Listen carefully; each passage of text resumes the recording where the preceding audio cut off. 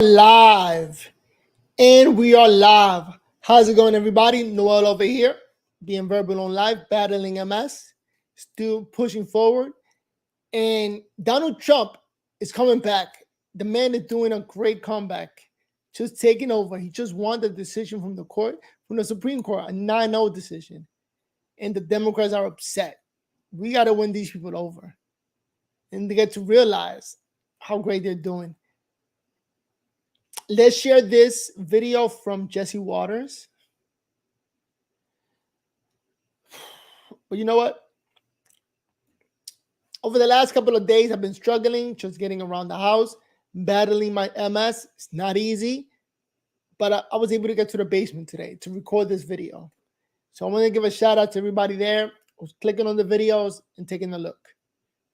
In this video, I try to take a look at what's going on currently in the news and give you guys my opinion on it. All right, let's start with the Jesse Waters report on Donald Trump taking over. The man just won the Supreme Court. The Georgia case, Fannie Willis is breaking down. That case is going to get thrown out, or what it looks like, in my opinion. And then, where else? Florida, the prosecutor is going to get kicked out because he can't prosecute a president or ex-president. And then we have New York. I think that's the only one they're going to get him. Where he got to pay $20, $55 million. Crazy. All right, let's take a look at Jesse Waters. Welcome to Jesse Waters Primetime tonight. I think it's a very big day for America. I think it's a very big day for liberty. Just a great day for this country. The Supreme Court puts Trump back on the ballot. This so-called migrant crime wave is just not happening. It's a lie. The media says migrants haven't broken any laws. Why did the chicken cross the road? I don't get what she just said there, but yeah, the migrant crisis is really a crisis. It's crazy how you can go on the news, on TV, and just tell people that it's not real, and people who are not affected by it actually believe it. All right. Another body blow to Joe Biden's re-election campaign, which was already having trouble breathing. In a unanimous decision, 9-0, the Supreme Court ruled today that states cannot strip Donald Trump off the ballot. Donald Trump will remain on the ballot in Colorado, Illinois, and Maine, and in every state. The ruling states, quote, states have no power under the Constitution to disqualify a candidate from federal office, especially the presidency. Amy Coney Barrett adding, particularly in this circumstance, writings on the court should turn the national temperature down, not up. Donald Trump called the decision unifying and inspirational and challenged Joe Biden to stop his prosecutors from interfering in the election. Watch. President Biden, number one, stop weaponization. Fight your fight yourself. Don't use prosecutors and judges to go after your opponent, to try and damage your opponent so you can win an election. Our country is much bigger than that. Now, and the only reason he's not going to stop is because he can't win.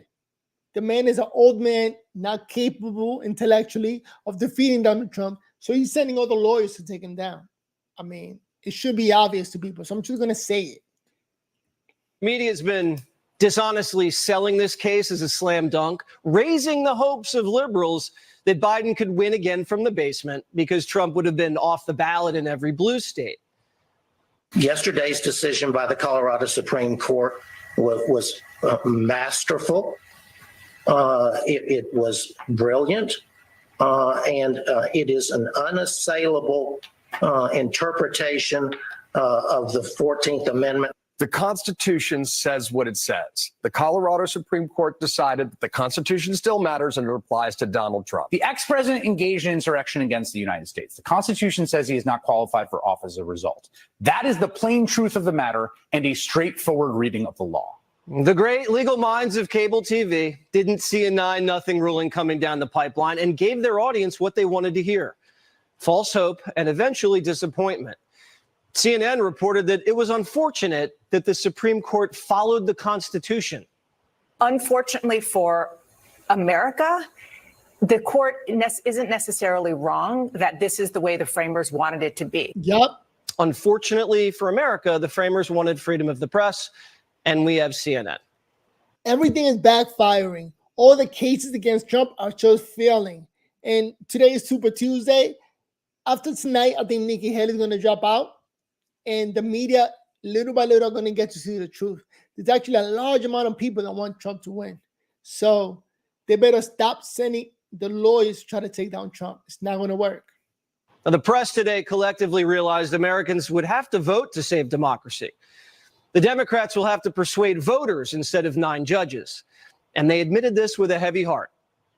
It will be up to the American voters to save our democracy in November. Yes. It means we got to beat them at the ballot box, and that may motivate our base. You can't save the people from themselves.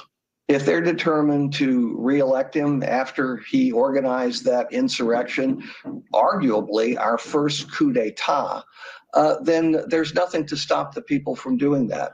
Larry's mad that nothing can stop Americans from voting. They're admitting they don't actually like the democracy that they say they need saving. Now, some TV lawyers pretend it was the right decision all along, and they knew it was going to be 9-0. And I actually think it was the right decision to make, because it would have, if Colorado had been allowed to do that, we'd have this chaotic sort of process where you have 50 states and some are choosing to put him on the ballot and some are choosing not to put him on the ballot.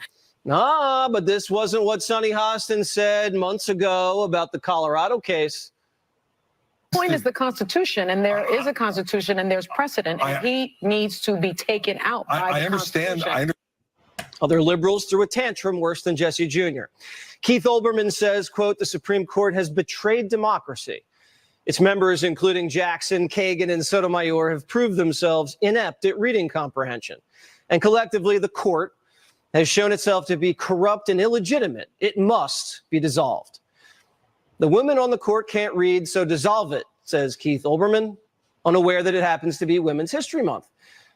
And someone told Olbermann to cry more, and he wrote back, quote, those aren't tears, fascist. They're urine. I'm sure you enjoy being bathed in it. Olbermann claimed he's urinated on his own face, and we hope that he gets the help that he needs. Regardless of what Olbermann's doing in the privacy of his own home, the media has officially declared now is the time to. I used to be a fan of Keith Olbermann, but then after he got taken off the air, the man just lost his mind, in my opinion. Start freaking out.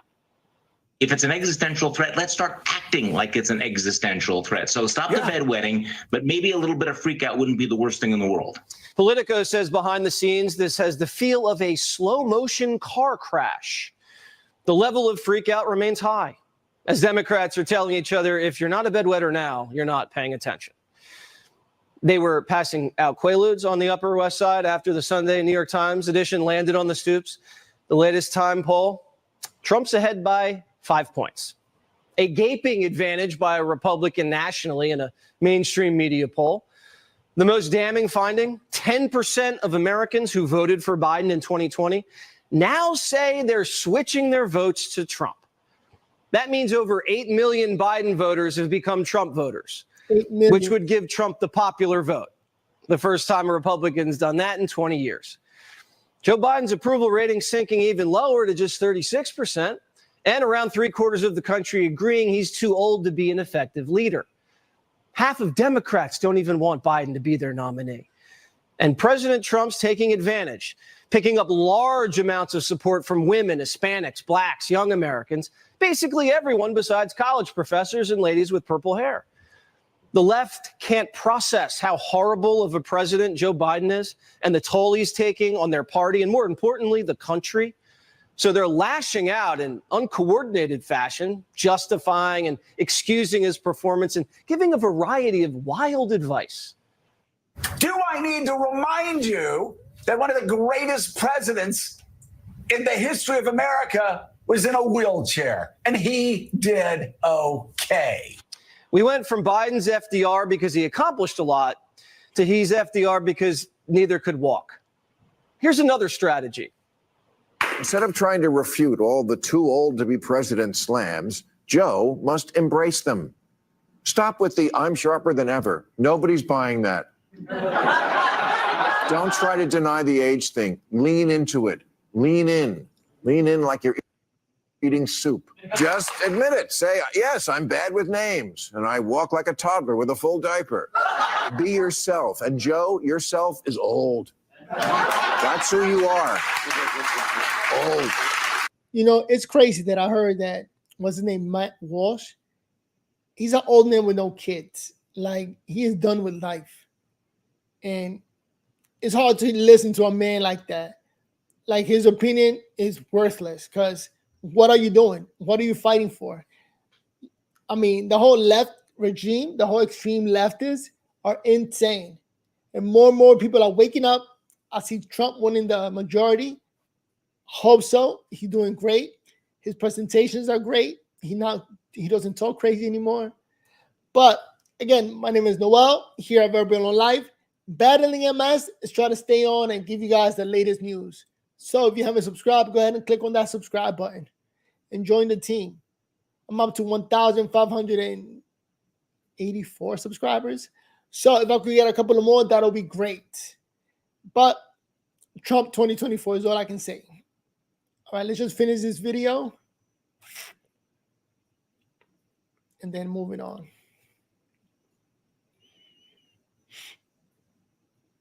Actually, let me see. You once fell down the stairs at the Underground Railroad. You're so old, your bad kid with a drug problem is 54.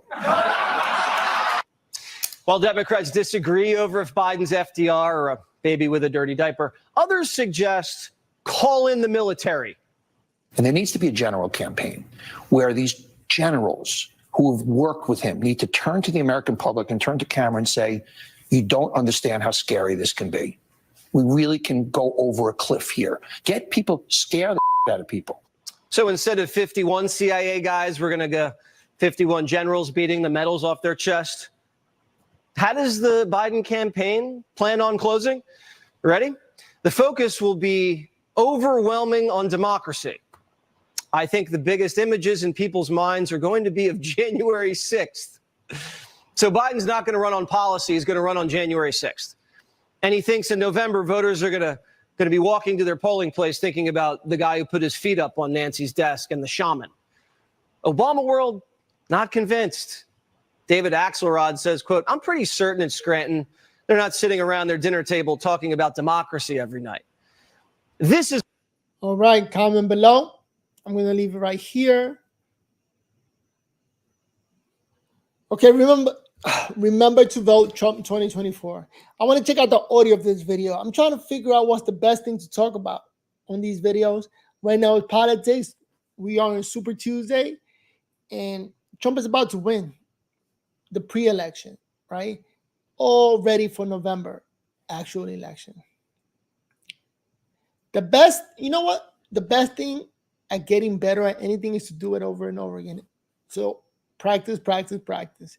That's the best way to learn anything in life, in my opinion. This whole live streaming, not good with it. I want to get as good as the lead attorney. That man is a genius. He could talk for hours without getting bored or tired. And that's just a skill that takes time to build. I'm going to leave it right there. I keep saying I'm going to leave it